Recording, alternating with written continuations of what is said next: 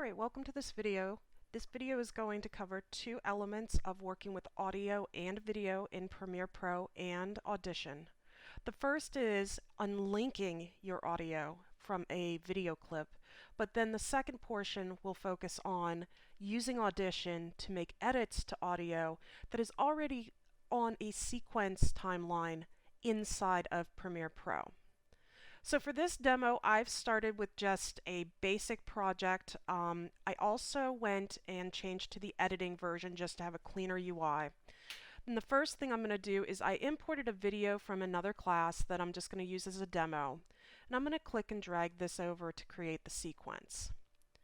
Now, the first portion of the video is you want to go ahead and maybe unlink an audio clip from the video.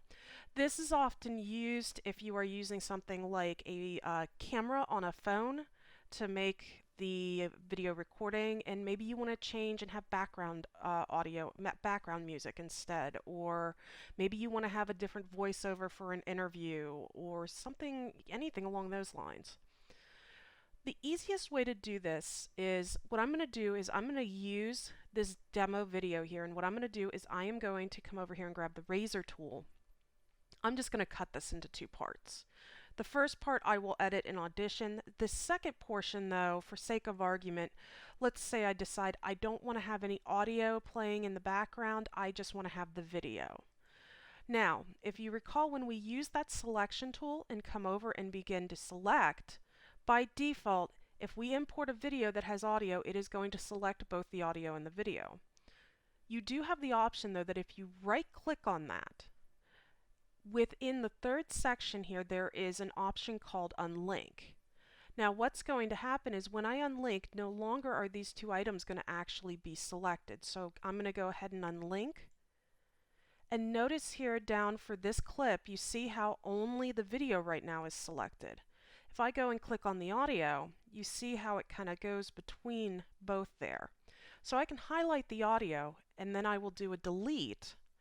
And now I have the second portion of the video where if I preview, you can see that the video is going, but it doesn't have any audio. A note on this, I still have the audio in the original video file over in my project area, but once you've deleted that audio, you can step backwards with Edit Undo or Control Z, but the audio is gone at that point. So just keep that in mind as you're working. So the second item here is, let's say now I wanted to make edits to the audio, but I want to use Audition. So you can do that by selecting the clip and right-clicking. There is an option called Edit Clip in Adobe Audition.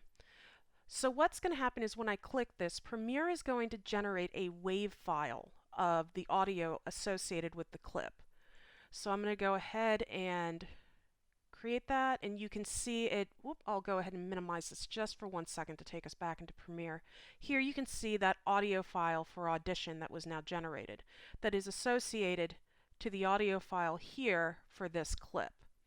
So I'm going to hop into Audition here.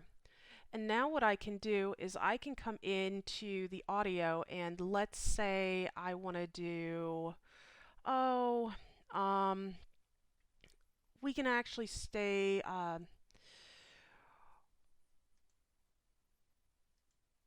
honestly, with simple editing, and maybe for an effect. Let's say, sake of argument, I decide maybe this first portion of the audio, I want to apply some effects to it. So what I'm going to do is I'm going to click under the drop down for the preset just to demo here, and I am going to do, let's do On the Telephone. So now if I preview, sounds a little bit, like I'm talking on a telephone for this tutorial. The one thing that it is going to ask you to do, though, is to render out the effect. So I'm going to hit the Apply button. And now that effect is specifically applied to that area of your audio here. You can then come up and do a save. And what's nice about this process now is if I minimize and I come back in, it might have been hard to see, but my audio clip there flashed. So now if I come in and start playing, And now you can hear the special effect that I applied to that audio clip. I want to come in and make changes again. Maybe I say, I want to actually take up the decibel value. I want it to be a lot louder.